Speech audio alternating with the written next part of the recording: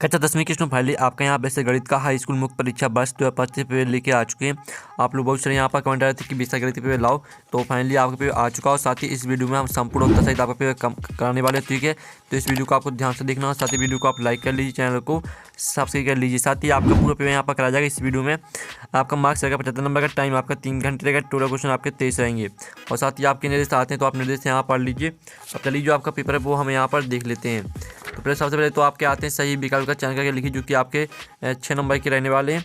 तो आप यहाँ पर देख लीजिए, आपका यहाँ पर दिया गया है, ठीक है, 96 और 404 का SCF होगा। तो आपको 96 और 404 का SCF बताना है। तो इसका जो SCF रहेगा वो आपका 4 हो जाएगा, ठीक है। पहले का आपका बी बा करेक्ट आंसर रहेगा। फिर दूसरा आता है, यदि द्विघात बहुपद ax की घात 2 प्लस bx प्लस c के शून्य अल्फा और बीटा हो तो अल्फा इंटू बीटा का मान होगा। तो जो आपका अल्फा इंटू बीटा का मान रहेगा वो आपका c/a में a हो जाएगा। फिर आपका तीसरा आता है, निम्नलिखित में से 2 चरों में रैखिक समीकरण है। तो आपको यहाँ पर 2 चरों में, ठीक है, रैखिक समीकरण बताना है। तो आपका ठीक है, यहाँ पर रैखिक का मतलब होता है कि समीकरण में कोई घात नहीं होनी चाहिए, ठीक है। तो आप यहाँ पर देख लीजिए, आपका x और y यहाँ पर 2 चर इसमें दिए गए हैं और इसमें आपका कोई भी यहाँ पर घात नहीं है। तो 5x प्लस 6y बराबर 7 ये आपका रैखिक समीकरण हो जाएगा। फिर चौथा आता है समीकरण x की घात 2 प्लस x माइनस 1 के मूलों की प्रकृति होगी। तो जो आपका समीकरण दिया गया है इसके आपको मूलों की प्रकृति बतानी कैसे रहेगी। तो इसकी जो मूलों की प्रकृति रहेगी वो वास्तविक और भिन्न हो जाएगी। फिर 5वां आता मूल बिंदु के निर्देशांक है। तो मूल बिंदु के निर्देशांक आपके 0 0 होते हैं। फिर 6वां आता है, ऐसा परीक्षण जिसकी बारंबारता अधिकतम होती है कहलाता है। तो यहाँ पर ऐसा परीक्षण जिसकी बारंबारता अधिकतम होती है आपका बहुलक कहलाता है, ठीक है। इस तरह से आपके सही विकल्प कंप्लीट हो जाते हैं। साथ ही यहाँ पर इंग्लिश मीडियम के स्टूडेंट देख लीजिए, पहले का आपका राइट आंसर बी हो जाएगा और दूसरे का आपका यहाँ पर राइट आंसर ए हो जाएगा, ठीक है। जो तीसरा दिया गया है, तीसरे का राइट आंसर आपका यहाँ पर डी हो जाएगा और चौथे का आपका यहाँ पर चौथे का आपका यहाँ पर राइट आंसर यहाँ पर बी हो जाएगा और 5वें का आपका राइट आंसर यहाँ पर डी हो जाएगा और 6वें का आपका राइट आंसर यहाँ पर सी हो जाएगा, ठीक है। अब आते हैं, देखते हैं इस नई पूर्ति की, जो कि आपके 6 नंबर के रहने वाले रेखा स्थान। तो पता है 3√2 एक डोटो संख्या है। तो यहाँ पर 3√2 आपकी यहाँ पर एक आपकी अपरिमेय संख्या, ठीक है। इसका आंसर आपका अपरिमेय हो जाएगा। अपरिमेय आपका यहाँ पर राइट आंसर रहेगा। फिर आपका आता किसी द्विघात के अधिकतम डोटो मूल होते हैं। तो यहाँ पर किसी द्विघात समीकरण के अधिकतम 2 मूल होते हैं। फिर आपका था, यदि किसी समांतर श्रेणी का n/3 प्लस 2n हो तब श्रेणी का प्रथम पद डॉट डॉट होगा। तो यहाँ पर यदि किसी समांतर श्रेणी का n पद 3 प्लस 2n हो तब श्रेणी का प्रथम पद आपका 5 होगा। और जो आपका था, यदि एक बिंदु के निर्देशांक 0 है तब y डॉट डॉट अक्ष पर स्थित होगा। तो यदि एक बिंदु के निर्देशांक 0 है तब y x अक्ष पर स्थित होगा। फिर जो आपका यहाँ पर आता सभी डोटो त्रिभुज समरूप होते हैं। तो यहाँ पर सभी समबाहु त्रिभुज समरूप होते हैं। समबाहु आपका यहाँ पर राइट आंसर रहेगा। और जो आपका यहाँ पर दिया, स्पर्श बिंदु से जाने वाली त्रिज्या स्पर्श रेखा पर लंब होती है, ठीक है। लंब आपका यहाँ पर राइट आंसर हो जाएगा। तो इस तरह से जो आपके यहाँ पर रेगिस्तान वो कंप्लीट हो जाते हैं। और साथ ही यहाँ पर इंग्लिश मीडियम के स्टूडेंट भी देख लीजिएगा। अब प्रश्न 3 आता है, सत्ता का चयन करके लिखिए, जो कि आपके 6 नंबर के रहेंगे। तो पहला था, प्रत्येक अपरिमेय संख्या एक वास्तविक संख्या होती है। तो पहला आपका यहाँ पर सत्य हो जाएगा। फिर दूसरा आता है, द्विघात समीकरण में चर की अधिकतम घात कुछ भी हो सकती है। तो आपका यहाँ सत्य हो जाएगा, ठीक है। अब चलिए आपके यहाँ पर तीसरा देख लेते हैं। तो तीसरा आपका यहाँ पर आता है, तो स्टूडेंट आप यहाँ पर देख लीजिए, जो आपका तीसरा यहाँ पर दिया गया है, ठीक है। y अक्ष पर स्थित बिंदु के निर्देशांक 0y के रूप के होते हैं। तो आपका यहाँ पर यह सत्य रहेगा। और जो आपके यहाँ पर दिया गया है, ठीक है, चौथा आता है, यदि एक त्रिभुज के 2 कोण एक अन्य त्रिभुज के क्रमशः 2 कोणों के बराबर हो तब त्रिभुज समरूप होते हैं। तो आपका यहाँ पर यह रहेगा सत्य, ठीक है। आपका यहाँ पर चौथा सत्य हो जाएगा। और जो आपका यहाँ पर 5वां आता, वृत्त के केंद्र से जीवा पर डाला गया लंब जीवा को समद्विभाजित करता है। तो आपका यहाँ पर यह सत्य हो जाएगा, ठीक है।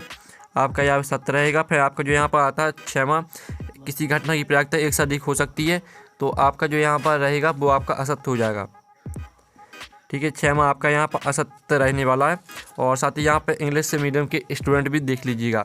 प्रश्न आपका चाहता सही जोड़ी बनाकर लिखी, जो कि आपके 6 नंबर की रहेंगी। तो पहली आपके यहाँ पर दी गई है, ठीक है। आप यहाँ पर देख लीजिए, sin square a plus cos square a। तो इसको आपको यहाँ पर 1 से मैच कर देना है। और जो आपके यहाँ पर दूसरी दी गई है tan 90 डिग्री माइनस a, तो इसको आपको कॉस a से मैच कर देना है। और तीसरी यदि 5 sec square a -5 tan square A, तो इसको आपको 5 से मैच कर देना है। फिर आपका घनाभ का आयतन, तो घनाभ का आयतन L गुणे B गुणे S से मैच कर देना, ये आपकी चौथी। और 5 में थी वर्ग का क्षेत्रफल, तो इसको आपको a⁻3 से मैच कर देना, ये आपकी 5वीं हो जाएगी। और जो आपके 6 में थी P प्लस P का मान क्या होगा, तो आपका P प्लस P का जो मान रहेगा वो आपका 1 हो जाएगा। ठीक है, इस तरह से आपकी सही जोड़ी यहाँ पर कंप्लीट हो जाती हैं। और साथ ही यहाँ पर इंग्लिश से मीडियम के स्टूडेंट भी देख लीजिएगा। ठीक है, अब प्रश्न आपका यहाँ पर देख लेते 5 आता है। एक शब्द वाक्य मुतदी जो कि 6 नंबर के रहेंगे। तो पहला था संख्या 5005 के आवाज गुणनखंड लिखिए। तो इसके आवाज गुणनखंड आपकी हो जाएगी 5 गुणे 7 गुणे 11 गुणे 17। ठीक है, आपके आवाज गुणनखंड हो जाएंगे। फिर आपका था रेखीय की बहुपद की घात कितनी होती है, तो यहाँ पर रेखीय की बहुपद की घात आपकी 1 होती है। और जो आपके यहाँ पर दिया गया है समीकरण ax² 2 + bx + c = 0 में मान b² - 4ac क्या कहलाता है, तो b² - 4ac आपका विभक्तर कहलाता है। ठीक है, विभक्तर आपका यहाँ पर राइट आंसर हो जाएगा। और जो आपके यहाँ पर आता है -2 4 10 का सर्वांतर क्या होगा, तो -2 4 10 का जो सर्वांतर रहेगा वो आपका 6 हो जाएगा। और जो आपका था किसी निश्चित घटना की प्रायिकता कितनी होगी, तो यहाँ पर किसी निश्चित घटना की प्रायिकता आपकी 1 होगी। ठीक है, 1 आपका राइट आंसर रहेगा। फिर 6वां था वृत्त को 2 बिंदुओं पर प्रतिच्छेद करने वाली रेखा को क्या कहते हैं, तो यहाँ पर वृत्त को 2 बिंदुओं पर प्रतिच्छेद करने वाली रेखा को छेदक रेखा कहते हैं। ठीक है, आपका इसका आंसर रहेगा छेदक रेखा।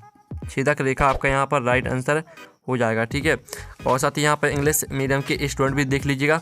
आप प्रश्न आपका 6 आता है 144 की आवाज़ गुणनखंडों के गुणनफल के रूप में व्यक्त कीजिए। और जो स्टूडेंट इसका आपका अथवा दिया है जिसमें आपका LCM 3 6 और 6 और 17 का आपका 9 दिया गया है, तो इसका आपको LCM निकालना है। ठीक है, तो आप यहाँ पर देख लीजिए आपका 6वें का आंसर और ये आपका 6वें का अथवा का आंसर। ठीक है, दोनों के आंसर हैं, तो आप स्क्रीनशॉट ले लीजिए। फिर आप यहाँ पर देख लीजिए, आपका यहाँ पर देख लेते हैं 7वां क्वेश्चन।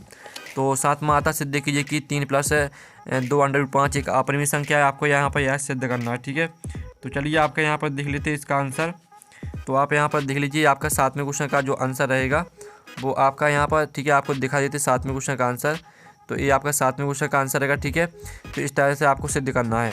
ये आपका 7वें क्वेश्चन का आंसर हो जाता है। फिर आपका जो 7वें का अथवा आता है जिसमें आपको, ठीक है, SCF और LCM निकालना है। ठीक है, तो जो आपका 7वें का अथवा का आंसर रहेगा वो आप यहाँ पर देख लीजिए, इस तरह से आपको निकालना है। 6 और 72 120 का SCF LCM निकालना था, तो इस तरह से निकाला। ठीक है, SCF आप यहाँ पर देख लीजिए, SCF आपका 6 आ जाएगा, LCM आपका आ जाएगा यहाँ पर 72 120। ठीक है, इस तरह से आप यहाँ पर स्क्रीनशॉट लेते चलिए। फिर आपका यहाँ पर 8वां क्वेश्चन आता है जिसमें आपको शून्य ज्ञात करना और शून्य तथा गुणांकों के बीच के संबंध की आपको जाँच करनी है। तो 8वें क्वेश्चन का आंसर हम यहाँ पर देख लेते हैं। तो आप यहाँ पर देख लीजिए आपका 8वें क्वेश्चन का आंसर। ठीक है, तो आप यहाँ पर इसका जो स्क्रीनशॉट है वो ले लीजिए। आपका 8वें क्वेश्चन का आंसर रहेगा, इस तरह से शून्य निकालना है। और आप यहाँ पर देख लीजिए आपका 8वें क्वेश्चन का यहाँ पर आंसर हो जाता है। अब आपका 8वें का अथवा देख लेते हैं। तो स्टूडेंट आपका 8वें का अथवा आता है, तो इसको आप खुद कर लीजिएगा। फिर आपका 9वां क्वेश्चन आता है, एक द्विघात बहुपद ज्ञात कीजिए जिसके शून्यों का योग है और गुणनफल की क्रमशः एक संख्या है। तो 9वें क्वेश्चन का जो आंसर रहेगा वो हम आपको दिखा देते हैं। तो आप यहाँ पर देख लीजिए आपका 9वें क्वेश्चन का आंसर रहेगा, तो इसका भी स्क्रीनशॉट ले लीजिए। इस तरह से आपको सॉल्व करना है 9वां क्वेश्चन। फिर आपका 9वें का अथवा आता है, तो जिसमें आपका यहाँ पर इसको खुद कर लेना है आपको। फिर 10वां आपका आता है जिसमें आपका यहाँ पर दिया गया है, ठीक है, अनुपात A1/A2 B1/B2 और C1/C2 की तुलना ज्ञात कर कीजिए।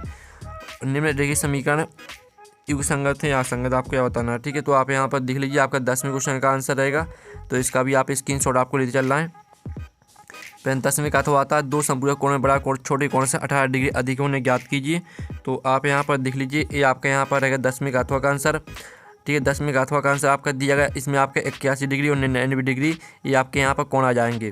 फिर आप यहाँ पर देख लीजिए आपका 11वां आता है, जाँच कीजिए क्या इतने द्विघात समीकरण हैं, आपको यह बताना है। ठीक है, तो आप यहाँ पर देख लीजिए आपका 11वें क्वेश्चन का आंसर रहेगा, यह समीकरण रेखीय समीकरण है। ठीक है, द्विघात नहीं है, ये आपका 11वें क्वेश्चन का आंसर रहेगा। फिर आपका 12वां आता है, द्विघात समीकरण 2x2 + kx + 3 = 0 में k का यहाँ समान ज्ञात कीजिए उसके 2 बराबर मूल हों। तो चलिए आपको इसका आंसर खुद कर लेना। फिर आपका आता है 3 8 13 253 में अंतिम पद से आपको 18 पद निकालना है। तो ये आपका अंतिम पद से 18 पद। ठीक है, आप इसका स्क्रीनशॉट ले लीजिए, आपका 12वें क्वेश्चन का आंसर रहेगा। फिर आप यहाँ पर देख लीजिए आपका 12वें का यहाँ पर अथवा आता है, 3 अंक वाली कितनी संख्या है, 7 से विभाज्य है।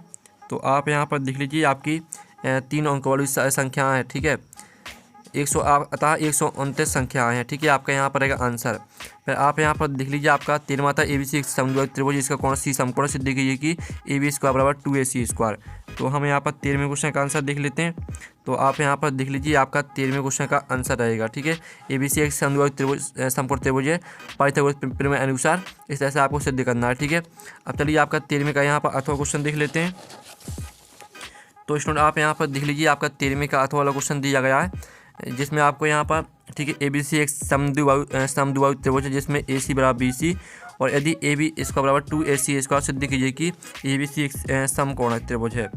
तो हमें यहाँ पर इसका आंसर आपको खुद कर लेना। फिर आपका 14वां आता निर्धारित कीजिए क्या बिंदु 2, 3 और 4 एक साथ रेखीय हैं। तो आप यहाँ पर देख लीजिए आपका 14वें क्वेश्चन का आंसर रहेगा, तो इसका भी आप स्क्रीनशॉट ले लीजिए। फिर आपका 14वें का जो अथवा आता है तो इसको आपको खुद कर लेना। फिर आपका 15वां आता है जिसमें आपको इनके मान निकालने हैं, ठीक है।